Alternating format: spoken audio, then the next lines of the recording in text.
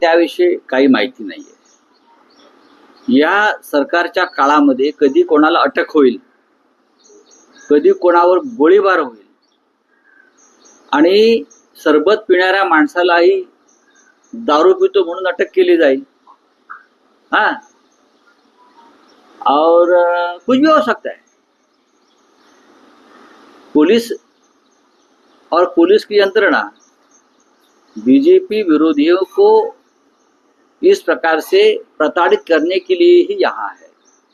बाकी सरकार में कुछ काम नहीं है. मैं जानकारी ले लूंगा. खड़से साहब के एक दामाद, उनको भी ऐसी एक केस में ईडी ने अरेस्ट किया था, उसमें कुछ मिला नहीं. 2 दिन से खड़से साहब सरकार के खिलाफ, मैं 2 दिवसापासून खडसे साहेब सरकारच्या विरुद्ध आणि खास करून गिरीश महाजन यांच्या विरोधामध्ये ठामपणे बोलतायत, पुराव्यांसह बोलतायत. आणि त्यानंतर पुढल्या 24 तासामध्ये ताबडतोब ही कारवाई झाली रेव पार्टीची. एकनाथराव खडसे यांनी जे मुद्दे मांडले, जे आरोप केले, त्याची चौकशी होत नाहीये. त्याची चौकशी होत नाही. पण जो आरोप करतो त्याच्या घरावर धाडी घातल्या जातात. ही पार्टी, ती पार्टी. तुमचं काय चाललंय मग? अख्खा भारतीय जनता पक्ष म्हणजे रेव पार्टी आहे. तुम्हाला माहिती आहे का?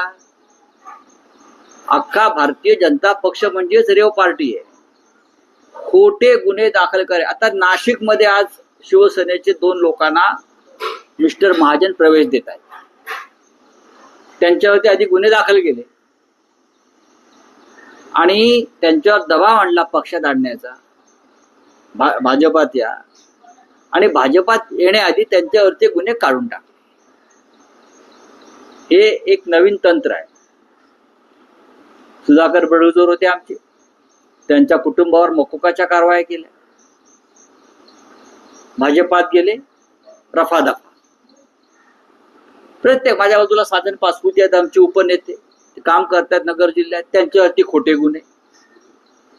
नगर जिल्ह्यातले आमचे शहर प्रमुख किरण काळे, त्यांनी भ्रष्टाचाराविरुद्ध आंदोलन सुरू केलं महानगरपालिकेच्या आणि तिकडल्या आमदारांच्या दहशतवादाविरुद्ध. 400 कोटीचा घोटाळा काढला.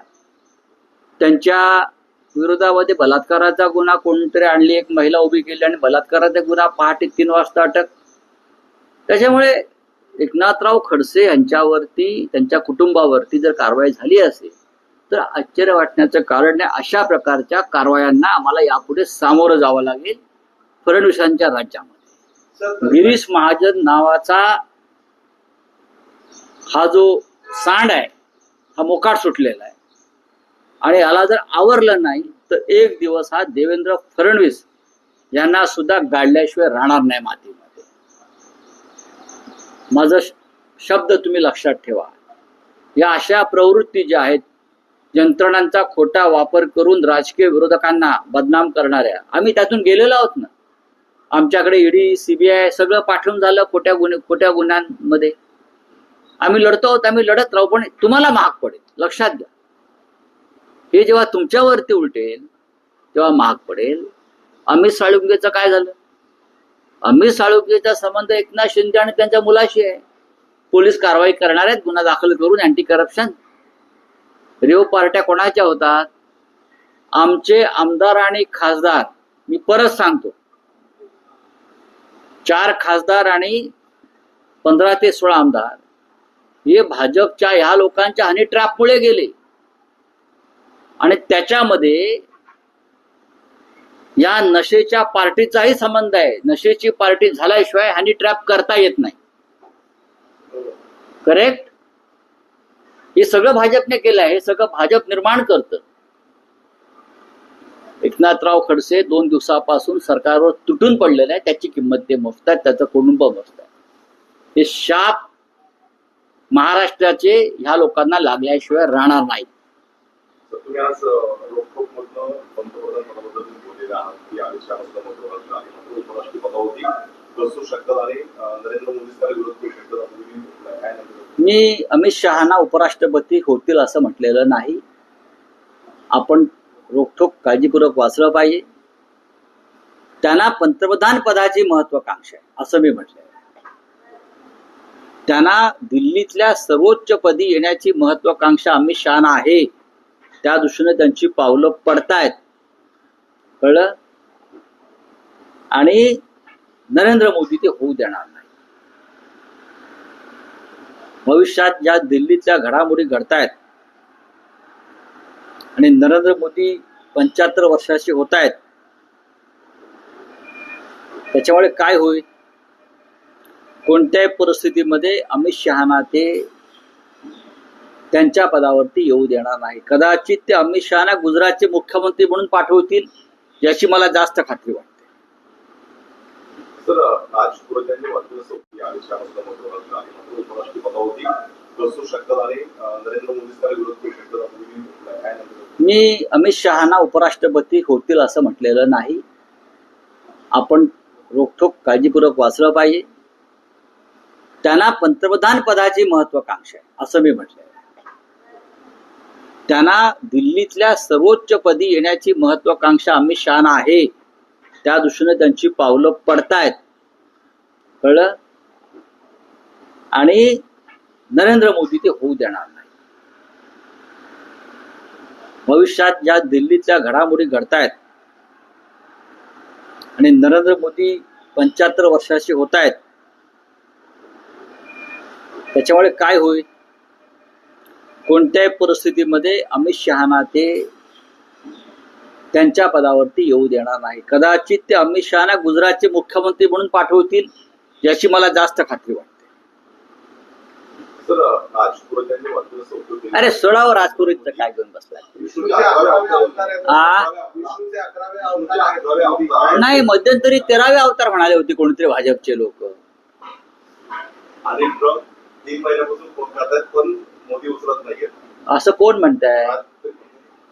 काय करतात ते? कुठल्या पक्षात आहेत सध्या मला माहित नाही. चला. सर, श्रीकांत शिंदे यांनी असं म्हटलंय की माझ्यावर जे आरोप केलेले आहेत त्याचे पुरावे राऊतांनी सिद्ध करून नक्की देणार. पुरावे शोधण्याचं काम हे तपास यंत्रणांचं असतं. आमच्यासारखे राजकीय कार्यकर्ते भ्रष्टाचार झाला आणि कशा प्रकारे झालाय याची माहिती देतात. जी परवा खडसे साहेबांनी दिली, मी सातत्याने देतोय, अंजली दमानिया देतात. मग पोलीस कशा करतायत? तुमची भांडी घासायला? अँटी करप्शन कशाला आहे? हा, अँटी करप्शन, लाचलुचपत प्रतिबंधक खातं, ईडी हे तुमच्या घरची धुणी भांडी करायला आहेत का? त्यांचं काम काय? आम्ही पुरावे दिल्यावर विरोधी पक्षाच्या नेत्यांना अटका करून खोटे पुरावे तुम्ही निर्माण करता ना. त्यांना टाका ना टायर मध्ये, आपोआप पुरावे येतील. आता झारखंडचे पोलीस अमित साळुंकेकडनं पुरावे घेतील. झारखंडचे पोलीस म्हणजे भाजपचे पोलीस नाही आहेत. अमित साळुंकेला तिकडे घेऊन गेलेले आहेत ना. आता तिथे जे स्टेटमेंट्स येणार आहेत, जो तपास येणार आहे, त्याच्यामध्ये हे पैसे कोणत्या मेडिकल फाउंडेशनला गेले, कोणत्या राजकारणात गेले, स्पेनला स्पेशल फ्लाईटने कोण कोणाला घेऊन गेलं. अमित साळुंके स्पेनमध्ये कोणाला स्पेशल चार्टर फ्लाईटनं घेऊन गेलं आणि त्या चार्टर फ्लाईटमध्ये 8 तासामध्ये कोणती पार्टी चालली होती हे येईल ना. कोण होते त्या विमानामध्ये? एकनाथ शिंदेना सांगावं लागेल. कोणते आपले त्यांचे चिरंजीव बाळराजे, काय श्रीकांत शिंदेना सगळं सांगावं लागेल. चार्टर फ्लाईटनी स्पेनला कोणी नेलं? अमित साळुंकेने कोणाला नेलं? आय रिपीट, स्पेनला पार्टी करण्यासाठी चार्टर फ्लाईटने कोणाला नेलं? अमित साळुंकेने हा खर्च कोणासाठी केला? हे चार्टर फ्लाईट कोणाचं होतं? अमित साळुंके बरोबर आपण गेला सगळे. कोण होते त्या विमानात? आणि त्या 8 तासाच्या प्रवासामध्ये त्या विमानामध्ये काय सुरू होतं? सगळे पुरावे मिळतील. मिस्टर श्रीकांत शिंदे, थोड़ा धीर धरा. सर, अमित शाह मुख्यमंत्री की रेस में है, कहीं ना कहीं बताया जा किसके? अमित शाह मुख्यमंत्री की रेस में कहीं ना कहीं बताया जाता है. आपको जरूरत है पढ़ाई करने की। बोलिए। सर अमित शाह कहीं ना कहीं पीएम के समर में है, इस तरीके से बात सामने आ रही है। बात सामने आ रही है। ये लोग नरेंद्र मोदी को रिटायर करना चाहते हैं, उसमें अमित शाह जी भी है, सब लोग। और एक दौड़ चल रही है, एक रेस चल रही है। समर में है, इस तरीके से बात सामने आ रही है। बात सामने आ रही है। ये लोग नरेंद्र मोदी को रिटायर करना चाहते हैं, उसमें अमित शाह जी भी है, सब लोग। और एक दौड़ चल रही है, एक रेस चल रही है, और उसके लिए एक दूसरे के पांव खींच रहे लोग। अमित शाह जी को तो एक आकांक्षा है प्रधानमंत्री होने की, कि मोदी जी के बाद मैं, फिर राजनाथ सिंह को लगता है मैं, और किसी को लगता है मैं। ये मैं में देश का नुकसान हो जाएगा। लेकिन किसी भी हालत में नरेंद्र मोदी अमित शाह जी को प्रधानमंत्री के दौड़ में नहीं आने देंगे। आप देखिए। धनखड़ जी का जो राजीनामा लिया गया, कहीं ना कहीं इस दौर की राजनीति में डेफिनेटली सितंबर की राजनीति है, जो सितंबर में होने वाला है राजनीति का खेल, उसकी शुरुआत जगदीप धनखड़ जी के इस्तीफे से हुई। असं मुझे सांगताय की मी मुख्यमंत्री झालो तर प्रामाणिकपणे कर्ज जे शेतकऱ्यांचे कर्ज आहे 50,000 ऐवजी 1 लाख तक मागतो. मग आता करा ना, तुमचं सरकार आहे ना, अर्थमंत्री तुमचेच आहेत ना, तुम्ही आश्वासन दिलेलं आहे तुमच्या जाहीरनाम्यात। भाजपच्या ज्या सरकारमध्ये तुम्ही आहात, तुम्ही कशाला मुख्यमंत्री व्हायला पाहिजे? निदान कॅबिनेटमध्ये हा विषय तरी मांडा ना।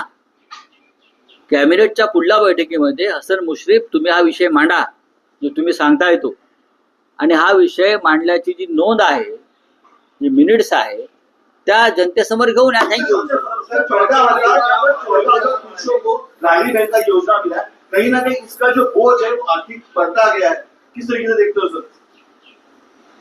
देखिए, नियम और कानून की तरह काम नहीं हुआ है। 14,000 पुरुषों को लाडली बहनों का फायदा हो गया, उसका मतलब क्या है? कौन है ये लोग? हाँ, कितने करोड़ का घाटा सरकार को पड़ा है? ये जो सुविधा थी, ये सीनियर सिटीजन महिला को नहीं थी।